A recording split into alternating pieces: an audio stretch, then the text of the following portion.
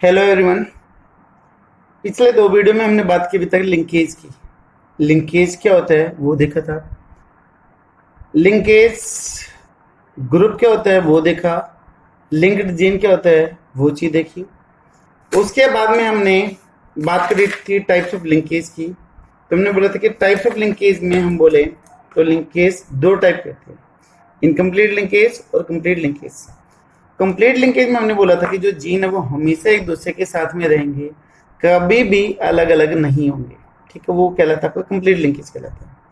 Incomplete के case में जो जीन है वो एक दूसरे से अलग अलग हो सकते हैं। ठीक है, वहां पर क्रॉसिंग ओवर या फिर रिकम्बिनेशन हो जाएगी।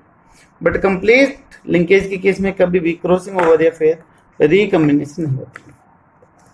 उसके बाद में फिर जो इनकम्प्लीट लिंकेज था उसको हमने दो पार्ट में डिवाइड किया था। दो टाइप्स देखे थे। The first one is the gametic coupling and the second one is the gametic repulsion.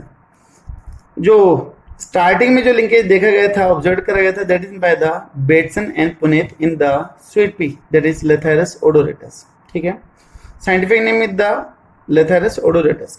और इसमें दो कैरेक्टर को डील किया था। The first one is the flower colour and the second one is the pollen size. हमने यहाँ पे देख रखा है, पहला है फ्लावर कलर, इसमें ब्लू और रेड था, तो डोमिनेंट नेचर किसका था? ब्लू का। दूसरा कैरेक्टर है एंथेरेफिक पोलन साइज, जिसमें लॉन्ग और शॉर्ट दो ट्रेड थे, और जो डोमिनेंट नेचर आता हुआ था किसका? लॉन्ग का। ठीक है, तो ये दोनों डोमिनेंट थे और ये दोनों क्या थे? रिसेसिव। फिर हमने देखा, सेकंड वीडियो में देखा था इनकम्प्लीट लिंकेज क्या होता है। इनकम्प्लीट लिंकेज में हमने बोला था कि गैमेटिक कपलिंग और रिपल्सन होता है। कपलिंग का मतलब कपल, साथ में रहना। अगर दो डोमिनेंट जीन स्टार्टिंग में ही एक क्रोमोसोम पे है, कपल की फॉर्म पे हैं, तो वो जल्दी से सेपरेट आउट नहीं हो पाते। ठीक है, उसको हमने बोला था गैमेटिक कपलिंग। यहाँ पर हमने बोला था कि दोनों के दोनों कैपिटल जीन बी और एल सिस मैनर में प्रेजेंट है। इसको रिसेसिव के साथ में क्रॉस करवाया गया। F1 जनरेशन आई थी, F1 का हमने क्या करवाया था? टेस्ट क्रॉस करवाया था, तो हमारे पास में ये रेशियो निकल के आए थे 7:1:7 निकल के आए थे। तो पेरेंटल के जो रेशियो थे वो ज्यादा थे, दैट इज नियर अबाउट 87 के अराउंड आए थे, और रिकम्बिनेंट के 30% के आसपास में थे। तो इससे ये चीज क्लियर हो गई थी कि अगर जीन डोमिनेंट स्टार्टिंग में एक साथ रहते हैं तो आगे भी उनके साथ रहने का चांसेस कैसा होता है? ज्यादा होता है। अगर डोमिनेंट जीन अलग अलग है तो उनके साथ आने के चांसेस भी क्या होगा? कम होगा। ठीक है, ऐसा हमने देखा था रिपल्सन के केस में, गैमेटिक रिपल्सन। अगर डोमिनेंट जीन कैपिटल बी और कैपिटल एल देखो अलग अलग आ गए थे F1 जनरेशन में। ठीक है, अलग अलग थे। टेस्ट क्रॉस क्या था? तो लगभग कम्बिनेशन तो वही बनी थी, बट यहाँ पर देखिए जो पेरेंटल बने उसमें कैपिटल कैसे हैं? अलग अलग नेचर के। ठीक है, जो दोनों एक पे आ रहे हैं उनके साथ रहने के चांसेस क्या हैं? कम, 6.3, और अलग अलग रहने के चांसेस क्या हैं? ज्यादा है। तो ये कहलाता है आपका रिपल्सन। अगर डोमिनेंट जीन स्टार्टिंग में भी अलग अलग है तो उनके साथ रहने के चांसेस भी कैसे होगा? काफी कम होगा। तो ये कहलाता है आपका गैमेटिक इनकम्प्लीट लिंकेज, और इसके दो टाइप थे। अभी जो सेकंड टाइप है that is the complete linkage, वो हमें यहाँ पर देखेंगे। कंप्लीट का मतलब साथ में। ठीक है, तो यहां पर हम आ जाते हैं, that is about complete linkage.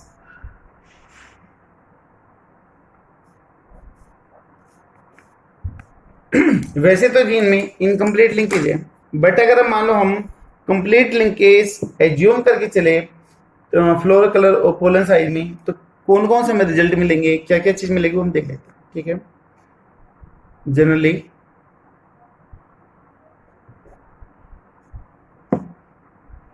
we have incomplete linkage, but we just assume, we are just assuming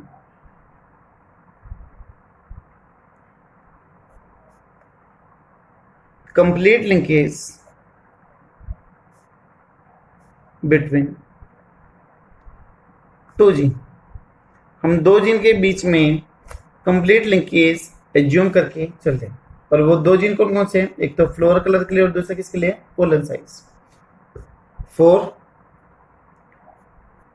flower colour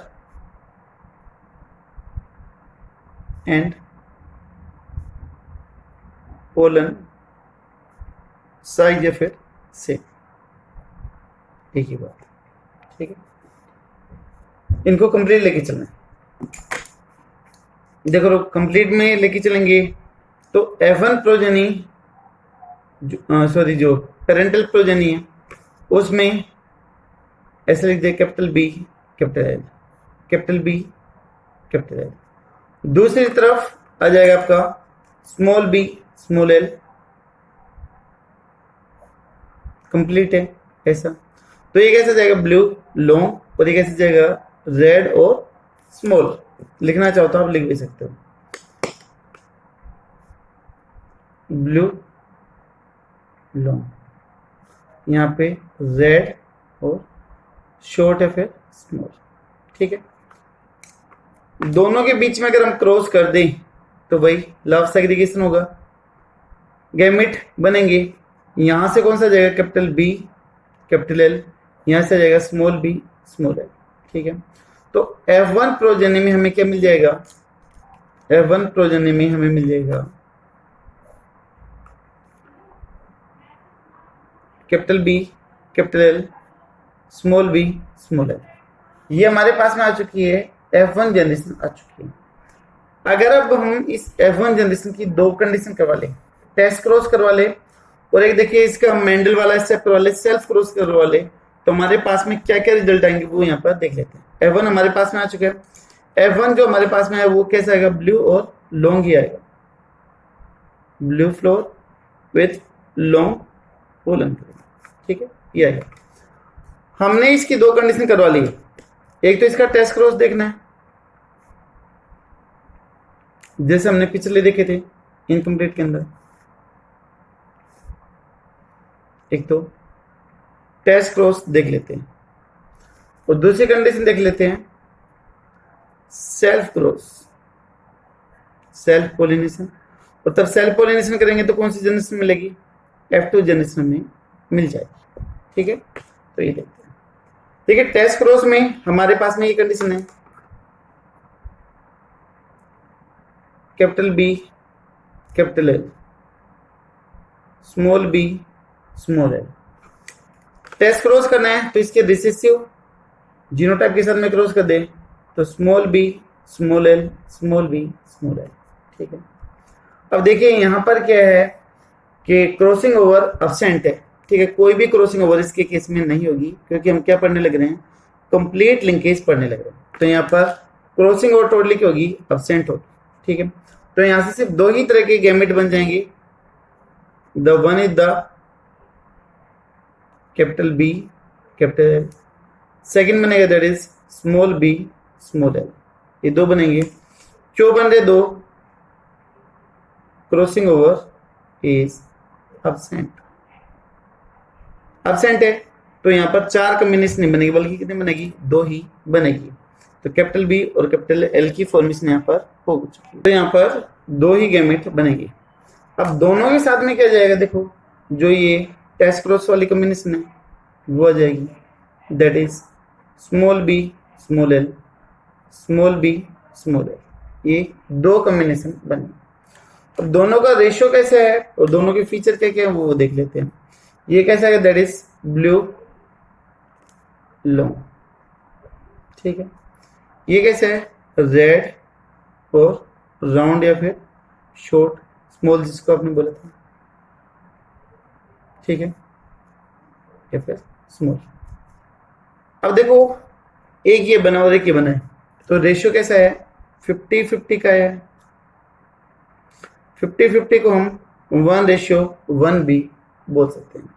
और दोनों के दोनों कैसे है? 100% पेरेंटल है, capital B capital L small b small l. क्या और कोई कॉम्बिनेशन निकल के आई है? तो यहाँ पर कोई भी न्यू कॉम्बिनेशन नहीं है। ठीक है, तो जो फिनोटिपिक रेशियो है यहाँ पर दैट इज 1:1। फिनोटिपिक रेशियो होगी आपका 1:1। ठीक है, और जो पेरेंटल है दैट इज कॉम्बिनेशन इज 100%। ठीक है, P का मतलब दैट इज पेरेंटल। अगर मैं R की बात कर दूं रिकम्बिनेंट की तो 0%, वहां पर तो बनेगा ही नॉट फॉर्म, बनेगा ही नहीं, तो ये सही। ठीक है, तो this one is the complete linkage. एक बार मैं फिर से दिखा देता हूं। ब्लू लॉन्ग लिया, यहां पर रेड स्मॉल या फिर राउंड बोल सकते हो, राउंड बोल सकते हो। जीनोटाइप लिखी है, क्रॉस किया है, इधर से गैमेट बने capital B capital L small b small l, दोनों आके जुड़े F1 के अंदर, capital B capital L small b small l. Dominant feature आपका बी और एल, तो लॉन्ग और ब्लू नेचर आ गया। इसके बाद में हमें दो कंडीशन देखनी थी, एक तो इसका टेस्ट क्रॉस करवा के देख रहे हैं और दूसरा क्या देख रहे हैं, इसका सेल्फ पॉलिनेशन करवा के देख रहे हैं। तो टेस्ट क्रॉस में ये जो F1 प्रोजेनी थी उसके साथ में हमने रिसेसिव रखा। यहाँ पर सिर्फ दो ही कंडीशन बनेंगी, क्रॉसिंग और इधर क्या है, एब्सेंट है, क्रॉसिंग ओवर एब्सेंट है, सिर्फ दो ही कॉम्बिनेशन यहाँ पर बनेगी, 1 और 2। दोनों के साथ में टेस्ट क्रॉस की जीनोटाइप आ गई, तो हमारे पास में ब्लू लॉन्ग और रेड राउंड आ गया 50-50 का कॉम्बिनेशन, यानी कि 1:1 आ गया। ठीक है, कोई भी न्यू कॉम्बिनेशन नहीं बनी है, तो रिकॉम्बिनेंट कैसे है, 0, पेरेंटल कैसा है, 100%। तो यही कहलाता है आपका कंप्लीट लिंकेज, जिसके अंदर कोई भी न्यू कॉम्बिनेशन ना बने, सारे के सारे पेरेंटल कंडीशन हो, that is the complete linkage, 100% linkage. ठीक है, अब इसके दूसरे कंडीशन देख लेते हैं, that is the self cross देख लेते हैं। यहाँ पर थोड़ा सा कंजेस्टेड हो जाएगा, तो सेल्फ क्रॉस में आपको बैक साइड में लेते हैं।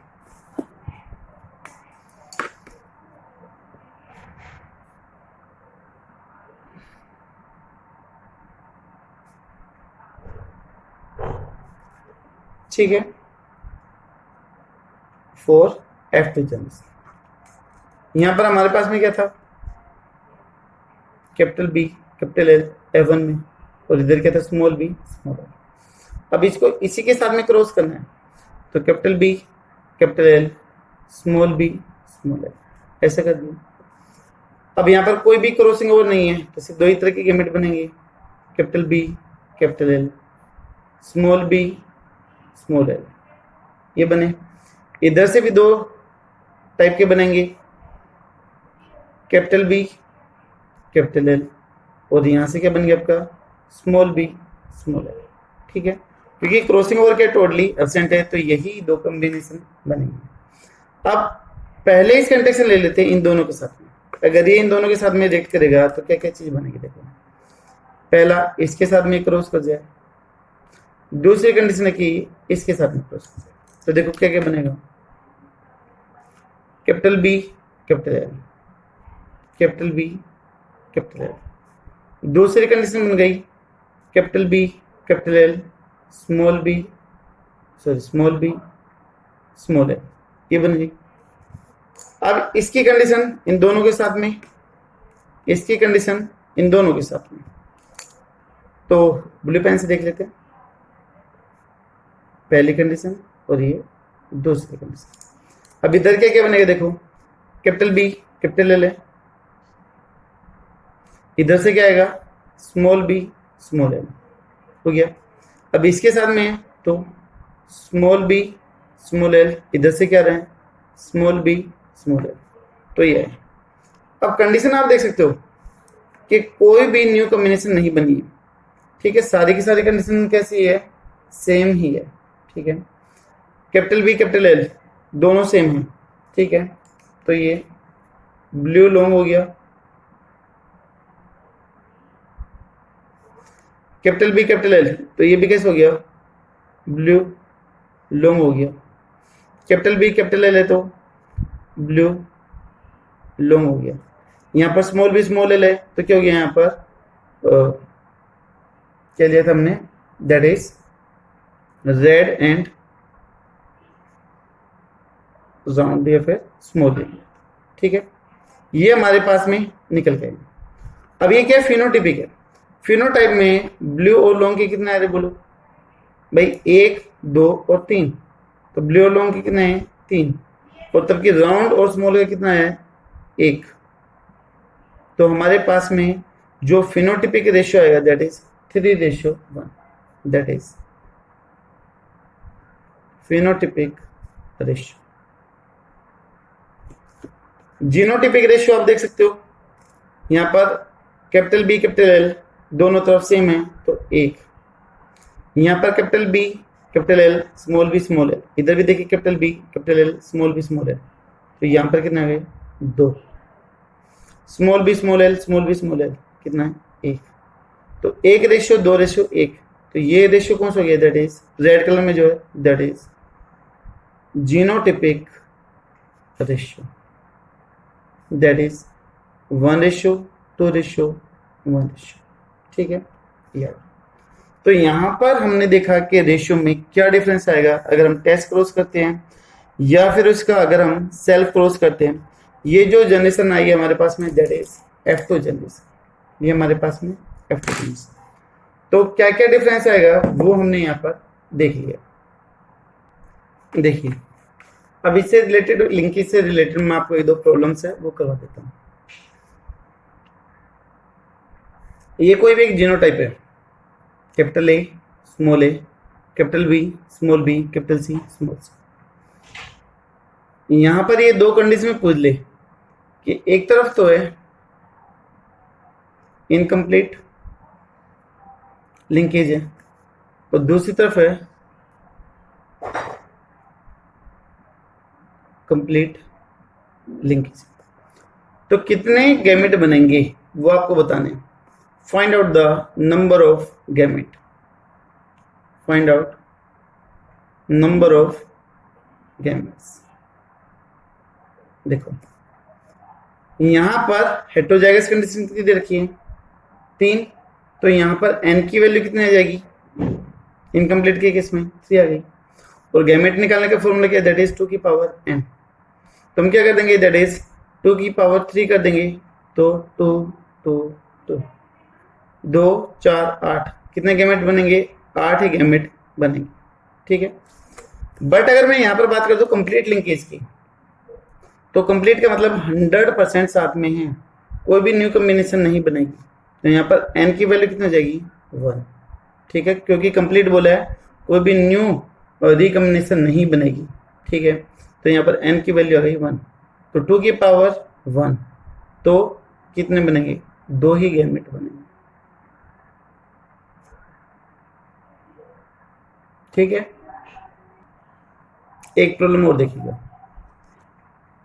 अभी मैंने यहाँ पर 3 कंडीशन ली थी, अभी मानो मैं ऐसे लिख दूं यहाँ पर कि capital A small a, capital B small b, capital C capital D small d, capital E, ठीक है, ई कंडीशन दे दी, ये कोई भी जीनोटाइप दे दी और आपसे बोला जाए कि कितने कितने गैमेट बनेंगे 3 अलग अलग कंडीशन में। अगर 3 अलग अलग कंडीशन है तो कितने कितने गैमेट बनेंगे वो आपको बताएंगे। पहली कंडीशन आपकी तब कोई भी लिंकेज ना हो, नो लिंकेज, कोई भी लिंकेज नहीं। दूसरी है इनकम्प्लीट लिंकेज, और तीसरी दैट इज कंप्लीट लिंकेज, ठीक है। अब देखो लिंकेज नहीं है तो इजीली क्रॉसिंग ओवर वगैरह हो सकती है, ठीक है, तो वहां पर न्यू कॉम्बिनेशन इजीली बन सकती है, ठीक है। तो न्यू कॉम्बिनेशन कितनी बनेगी उसके लिए हमें देखना पड़ेगा नंबर ऑफ हेटेरोजाइगस कंडीशन कितनी है। Capital A small a 1, capital B small b 2, capital C क्या हेटेरोजाइगस नहीं है, कैपिटल डी स्मॉल डी है, कैपिटल ई नहीं है, तो कितनी आ गई 1 2 3, तो हेटेरोजाइगस कंडीशन हो गई 3, तो यहाँ पर n की वैल्यू कितनी आ गई 3, तो वही हमारा फॉर्मूला गैमेट बनाने वाला है n की 2 की पावर n, तो मैं से कर दे 2 की पावर 3, अभी बताया था ऊपर 2 की पावर 3 करेंगे तो कितना जाएगा 8, तो कितने गैमेट बनेंगे 8 गैमेट बनेंगे। अगर इनकम्प्लीट है तो ये कंडीशन मैंने किसकी देखी थी, इनकम्प्लीट की देखी थी कि यहाँ पर भी रिकॉम्बिनेशन हो सकता है, तो यहाँ पर भी इनकम्प्लीट की वैल्यू 3, ऐसा करेंगे तो कितने गैमेट बनेंगे 8 ही गैमेट इधर बन जाएंगे, ठीक है।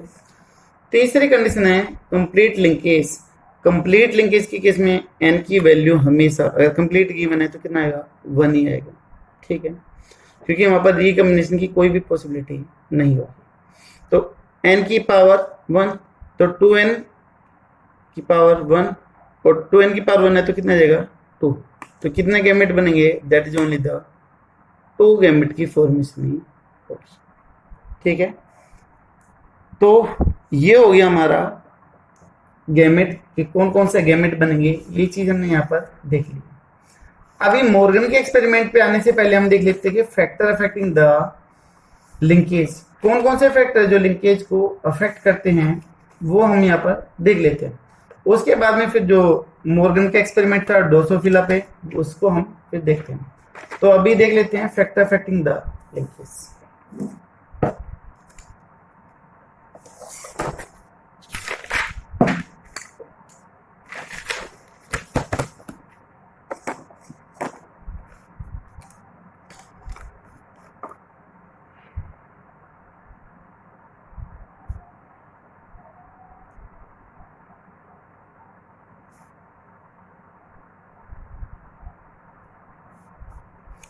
फैक्टर अफेक्टिंग लिंकेज, भाई लिंकेज का मतलब है साथ में रहना। ये कोई एक क्रोमोसोम है, पहले भी समझाया था। यहाँ पर जीन है, आप कुछ भी लिख सकते हो, A B C D E F, साथ में रहते हैं। अब कौन कौन से फैक्टर जो इनको दूर करने के लिए रेस्पॉन्सिबल है, कौन कौन से फैक्टर जो इनको पास रखने के लिए रेस्पॉन्सिबल है। देखिए सबसे पहला आ जाएगा डिस्टेंस।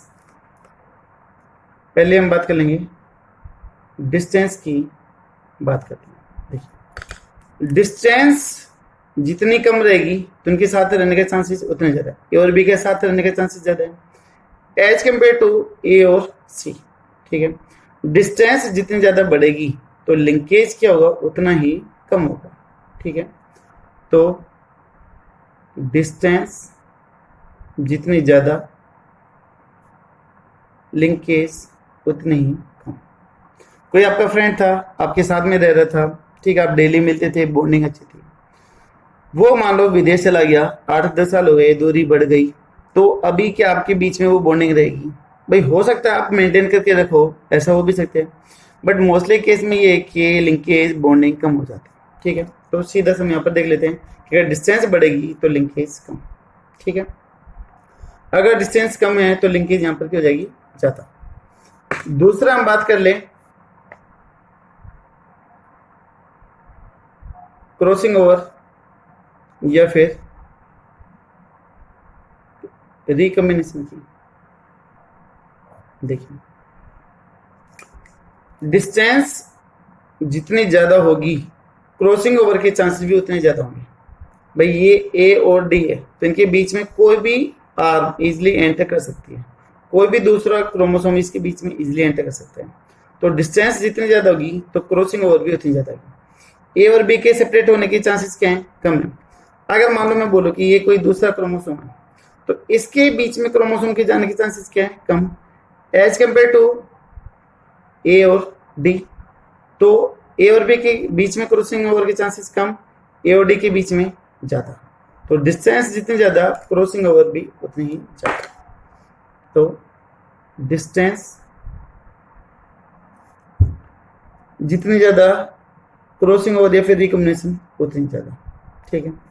अगर ये दोनों एक दूसरे के डायरेक्टली प्रोपोर्शनल है तो क्रॉसिंग ओवर लिंकेज का क्या हो जाएगा, crossing over is inversely proportional to the linkage, ठीक है। तो मेन तो ये दो चीजें जब हम डिस्टेंस और क्रॉसिंग ओवर की बात करते हैं। इसके अलावा एक दो छोटे छोटे फैक्टर हो रहे हैं, कौन कौन से इफेक्ट करते हैं वो देख लेते हैं। तो नेक्स्ट वन हम देखते हैं, दैट इज एज। एज का भी इफेक्ट आ रहा है। देखिए जितने भी फैक्टर वो लिंकेज पे भी इफेक्ट डालने लग रहे हैं और क्रॉसिंग ओवर पे भी डाल रहे हैं। तो हम यहाँ पर देख लेते हैं कि factor affecting the linkage oblique कर लेते हैं एंड क्रॉसिंग ओवर, क्योंकि ये दोनों को अफेक्ट करने लग रहे हैं। तो हम यहाँ पर दोनों चीजों को एक साथ में देख लेते हैं। भाई डिस्टेंस क्रॉसिंग ओवर को बढ़ा रही है, लिंकेज को कम कर रही है, तो ये चीज हो गया। एज का क्या इफेक्ट होगा वो चीज देखिएगा। अगर एज बढ़ेगी तो क्रॉसिंग ओवर भी क्या करेगा, घटेगा। है ना, increase in age decrease the degree of the crossing over. तो कैसे हो गया ये, इनवर्सली प्रोपोर्शनल हो गया। तो increase in age decrease degree of crossing over.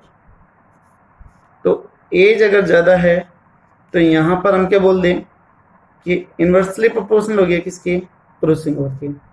तो जो एज है वो डायरेक्टली प्रोपोर्शनल हो जाएगी किसके, लिंकेज के। ऐसा भी बोल दें कि अगर एज ज्यादा है तो लिंकेज ज्यादा, लेकिन अगर एज ज्यादा है तो क्रॉसिंग ओवर कम। इसके अलावा नेक्स्ट वन देख लेते हैं, दैट इज सेक्स। कि जो मेल और फीमेल सेक्स हैं उसका क्या इफेक्ट होगा वो देखते हैं। जो मेल है ड्रोसोफिला के केस में जो किया गया था, male Drosophila show less crossing over. तो मेल के केस में लिंकेज ज्यादा और क्रॉसिंग ओवर कैसे होगी, कम। तो मेल के केस में क्रॉसिंग ओवर कम और लिंकेज ज्यादा, ठीक है। एक्सरे रेडिएशन या फिर जो हाई एनर्जी रेडिएशन है उनका क्या इफेक्ट होगा, हाई एनर्जी रेडिएशन है तो वो बॉन्ड को तोड़ देंगे, एक्सरे या फिर हाई एनर्जी रेडिएशन। तो बेटा एक क्रॉसिंग ओवर को बढ़ाती है तो रेडिएशन जो है that is directly proportional to the crossing over.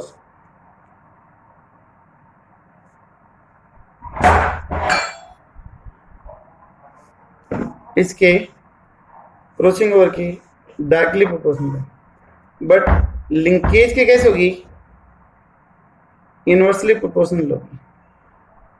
But linkage की कैसी है, इनवर्सली प्रोपोर्शनल है, ठीक है। उसके अलावा अगर हम बात करें केमिकल की तो और कौन कौन से इफेक्ट आ जाएंगे,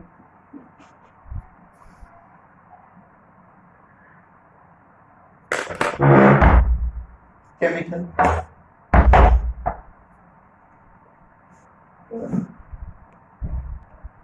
जो केमिकल हैं, जो फूड आइटम हैं, वो अलग अलग डिग्री पे अफेक्ट करते हैं।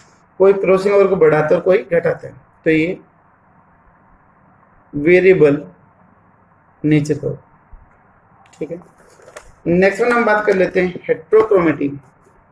क्रोमोसोम के दो टाइप है या फिर क्रोमेटिड के दो टाइप है, हेट्रोक्रोमेटिन एंड द यूक्रोमेटिन। तो next one is the heterochromatin.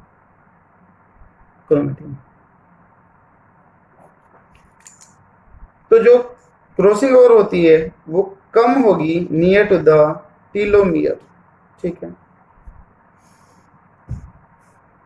Crossing over is decrease at telomere, ठीक है, टीलोमियर के पास में।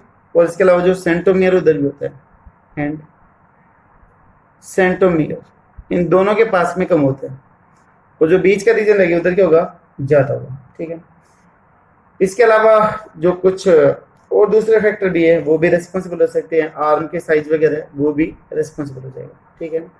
कुल मिला के जो लिंकेज और क्रॉसिंग हो रहा है both are the opposite process. Linkage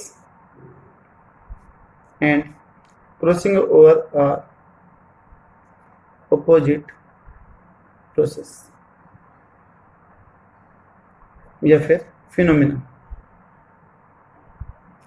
linkage जिनको साथ में रखते हो, क्रॉसिंग ओवर क्या करता है, पहला करता है। तो ये हो गए हमारे लिंकेज को अफेक्ट करने वाले फैक्टर, ठीक है। नेक्स्ट वीडियो में हम बात करेंगे टीएच मॉर्गन की, जिन्होंने ड्रोसोफिला के ऊपर काम किया था। उसकी आई, बॉडी कलर, विंग साइज के कैरेक्टर लेके रेशियो दिया, उस रेशियो के बेस पे फिर क्रोमोसोमल मैपिंग करी गई, जीन मैपिंग करी गई थी। कौन कौन से रेशियो आए थे वो हमें वहां पर देखनी है, ठीक है। तो नेक्स्ट वीडियो में हम टीएच मॉर्गन के बारे में बात करेंगे। उसके अलावा क्रॉसिंग ओवर होगी तो कौन कौन सी न्यू कॉम्बिनेशन निकल के आती है उसके बारे में भी बात करेंगे। इस वीडियो से अगर आपको कोई भी डाउट हो किसी भी तरीके का इनकम्प्लीट या फिर कंप्लीट लिंकेज से, तो प्लीज आप कमेंट बॉक्स में अपना सजेशन या फिर कोई भी क्वेश्चन डाल सकते हैं। ठीक है, हैव अ गुड डे।